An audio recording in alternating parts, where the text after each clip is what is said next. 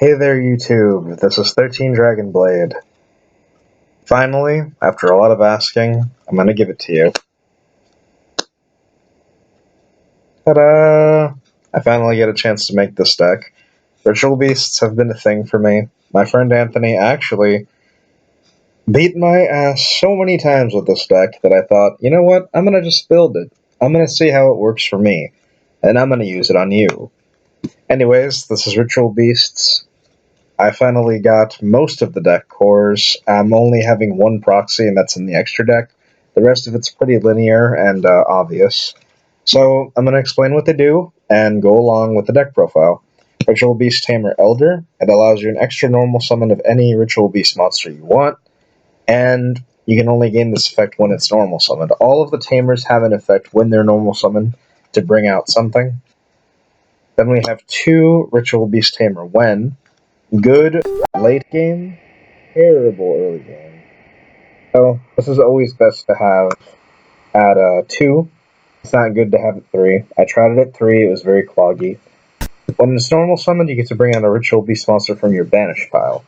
So obviously you can see why it would be good late game, unless you have a gold sarcophagus.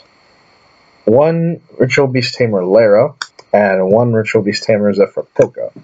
They're basically the same thing. They can both be normal summoned as well, and they can bring out a Ritual Beast monster from the graveyard. She has a lot of defense too. She's got 2,000, and this one can also have its pendulum effect if it's pendulum summoned, but obviously I only use it for normal summoning. So yeah, those are the tamers. The rest are going to be the beasts. 3, Ritual Beast Cannahawk, or Spiritual Beast Cannahawk, I'm sorry. The Spiritual Beasts are what you use to make the fusions along with the tamers. He's your main guy. He searches you everything. He searches you ambush. He searches you steeds. He searches you any Ritual Beast monster you want. So, Cannahawk is always good to have at 3, and its effect's pretty broken, so it can be used once you fuse with it and use it again, bring back to the field. 3, Spiritual Beast Helio.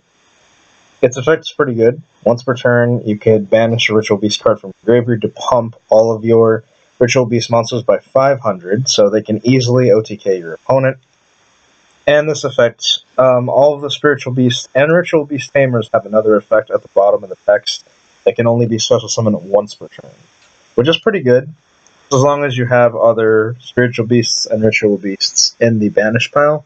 You can special summon as many times as you want, just as long as different copies of them, of course. One Petalfin, usually used to bounce cards, really. It's got a lot of D2, got 2,000 defense. And then for the last two monsters is 2 Spiritual Beasts, Rimpengu.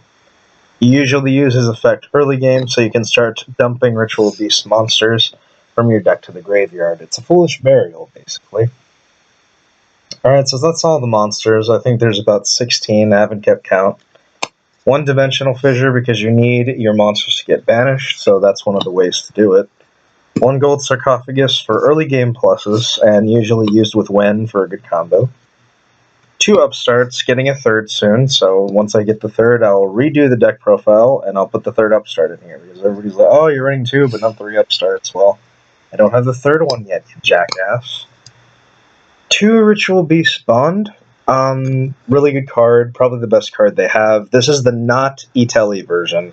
I cannot afford E-Tellys, and honestly, I don't think the deck really needs it. I mean, yeah, you can run E-Telly, but it's just a personal preference at that point. So 2 Bond, very good. It's a quick play, so obviously it's going to be good. 1 Soul Absorption, because you're going to be vanishing cards a lot, so that works in your favor. 1 Book, I guess it's Book, and double MST for back row hate. Now we're going to go to the traps, which I think is the biggest section. Again, another deck that I have that's filled with trap cards. 1 Macrocosmos, because it does absolutely nothing to you, and it's a very good anti-meta card. 1 Solemn Warning, because it's Solemn Warning. 2 Wiretap, because fuck you traps, and we need to keep our traps live. Triple Steeds. Blowing up monsters. It's our efficient Dark Hole that doesn't target. It's our efficient Mirror Force that doesn't target, so It's a good card overall, plus it's searchable by Canahawk. You have to run 3 of it. It blows up cards on the blows up monsters on the field equal to the number of Ritual Beast monsters you control. All of the fusions can break apart, so that works to your advantage. Ritual Beast Ambush, have to run out of 3. It's also a very good card. Brings out any Ritual Beast that you want, as well as a Tamer. Only 1 Spiritual Beast and 1 Tamer can be summoned this way, and for the rest of the turn, you can only summon Ritual Beast monsters. So, obviously, you use the Spiritual Beasts and Ritual Beasts to make a fusion right then and there. 1 Bottomless Trap Hole, because it's Bottomless Trap Hole. Then for the effect negation, we have 1 Memory Loss. This is a funky little card, but it's actually pretty good. I've been taking it in sometimes, and it's worked in my favor.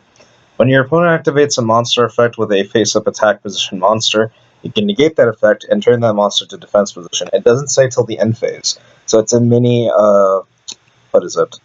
Lose a turn. It's a mini lose a turn, basically. And then 2 Fiendish Chains to round out all of the monster hate cards. Fiendish Chain is just really good in this deck. You have to have a lot of traps to defend your Ritual Beasts, and that's one way to do it. Alright, so that's all the traps, that's all the spells and monsters. That is 40 cards. Let's go to the extra deck. 1 Gachi Gachi Gentetsu for that random moment that you have. 2 Elders on the field. It's not fun. 1 Wind Up Zenmain, sorry. I'd love to have 2, but obviously the deck only calls for 1. It's another stall card. 1 Photon Strike Bouncer. All of the fusions you play are 6, except for Ulti Gaia Pelio. So, yeah, you have access to this guy, if you really want to. Castel and Abyss Dweller for rank 4s. They're the only 2 rank 4s I see plausible running. Yeah, you could use Exciton Knight, but a lot of people for rank 4 engines, or for engines that have multiple cards, they usually just go with Exciton and Castel. I'd say Abyss Dweller, though, because there's a lot of grave effects going about, so Abyss Dweller isn't necessarily a bad choice. Now for fusions. 2 Ulti Petalfin. 2's enough. You do not have to go 3 of this guy. You usually only make 2. I find myself making 2 every game consistently, so I would definitely just go 2. Triple Ulti Apelio. Very good, unaffected by monster effects when it is attacking. However, that also means that the boost that you give it will go down to 26. Doesn't matter. It still can swing in for damage. You usually run this at 3 because it's quite consistent. You can also dump the other one with Rempengu if need be, or banish the other one with Rempengu if need be, and get it with Ulti Canahawk later. Speaking of which, Ulti Canahawk, great card. Searches you just like the regular Canahawk would, and obviously their effects can go trigger with each other. You use its first effect to bring back 2 Ritual Beast monsters. I believe it's Ritual Beast. No, Ritual Beast cards back to your graveyard, and then you can use its effect to search, then break it apart, bring out Canahawk and Elder, and then do it again, if you so wish. But usually after that, you go for a defensive play and bring out Petalfin. And then 2 Ulti Gaia Pelio. I know there's a proxy. I need to get the other one, but I do have 1. Alright, so card of the night. This will be Ulti Apelio. This is 13 Dragon Blade, signing off.